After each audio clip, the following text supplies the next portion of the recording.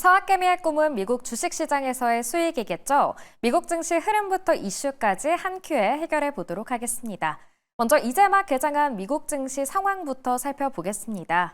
다우존스 지수 현재 0.33% 상승하면서 42,594선 지나가고 있고요.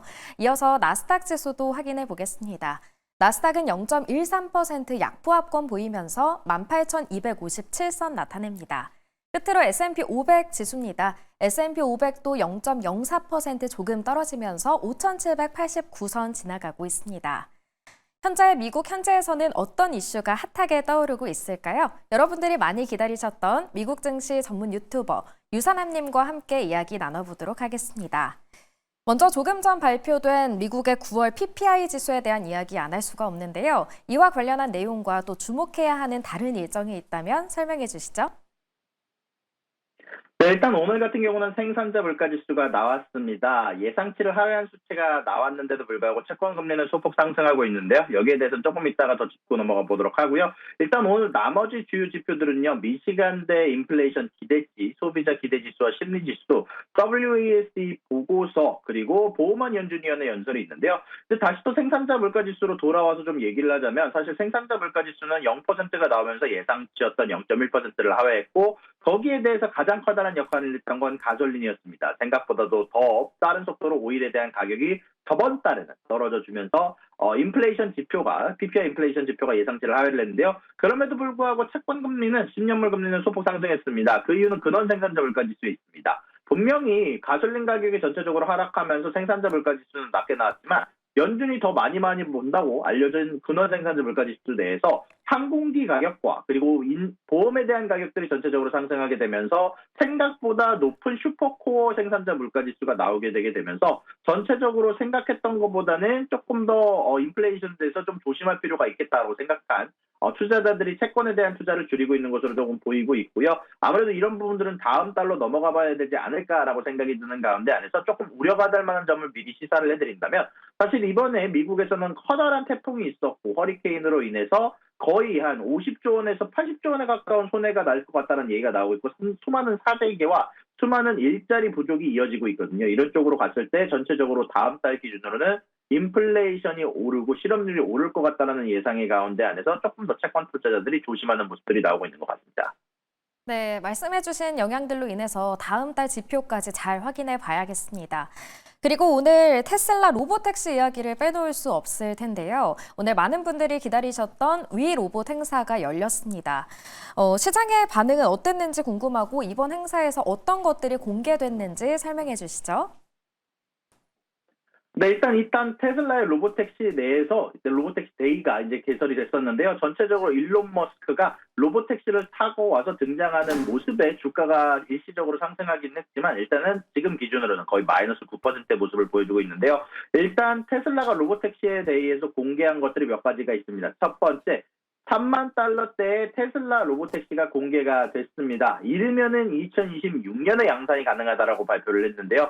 일단 이런 부분들 관련해서 미리 얘기를 해야 될 부분이 만약에 이 2026년 양산이라는 것은 미국 정부에서 허락해 줬을 때 기준이기는 합니다. 추가적으로 라이다가 들어간 것은 아닌 것으로 보이고 있고요. 운전대와 페달이 없는 로보택시다 보니까 이런 부분들 관련해서 많은 사람들이 같이 공유할 것으로 예상이 된다는 얘기가 나왔고요. 또한 이런 부분들뿐만이 아니라 이르면 내년부터 텍사스와 캘리포니아 지역에서 우리가 FSD, Unsupervised FSD라고 해서 우리가 직접 조정하지 않아도 되는 FSD 자율주행이 나올 거다라는 얘기가 나왔는데 여기에 대해서는 조금 긍정적으로 얘기하는 부분들이 있고 2026년에는 가능하지 않을까라고 얘기를 하면서 동시에 여기에서도 정부에서 허락을 해준다라는 조건이 붙어있기도 했었습니다. 또한 이것뿐만이 아니라 사실 로봇들이 특히 테슬라 봇이 이번 행사에서 조금 더 주목을 많이 받는 부분들도 있었는데요. 테슬라 봇들 같은 경우는 이 축제 한가운데에서 춤을 춘다든지 아니면 음식을 제공한다든지 아니면 얘기를 걸어준다든지 여러 가지 기능들을 선보이게 되면서 여러모로 재미난 이벤트라는 이야기는 좀 있었지만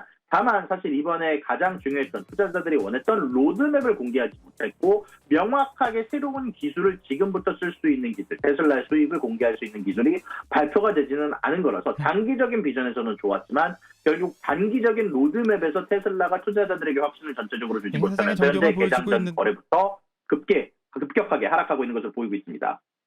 네, 말씀해주신 것처럼 정말 영화 같은 장면들이었지만 구체적인 로드맵이 빠졌다는 점이 조금 시장의 반응이 아쉬운 점인 것 같습니다. 이어서 중국으로 가보겠습니다. 중국 중앙은행이 또다시 증시 부양책을 꺼내 들었습니다. 이번에는 95조 원 규모의 스와프 플랫폼을 개설했다고요?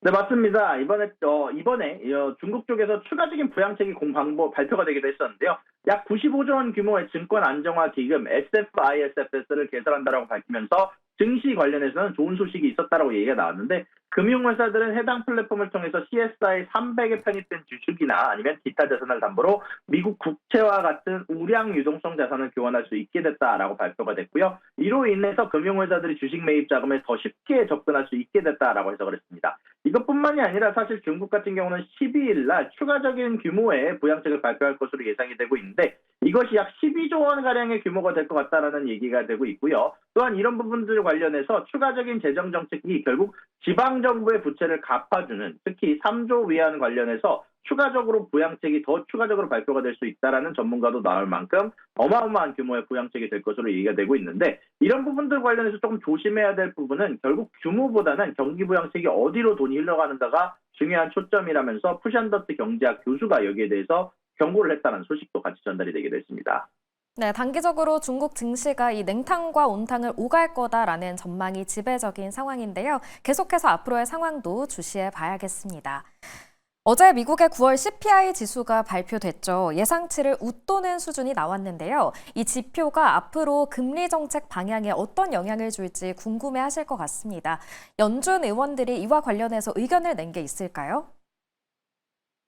네, 맞습니다. 어제자 CPI가 발표가 됐고, 생각보다 높은 코어 CPI와 그리고 여러 지표가 발표가 되게 되면서 사실 주식시장에서는 안 좋아하는 데이터가 나왔다라고 말씀드릴 수 있을 것 같은데요. 사실 음식 같은 경우 가격이 상승을 했고, 여기에 대해서 에너지, 특히 가솔린 가격이 하락해주면서 그래도 CPI가 방어를 했으나, 코어 CPI에 대해서 서비스 지표가 크게 상승해주면서 코어 CPI가 예상치보다 높은 0.3%가 나왔습니다.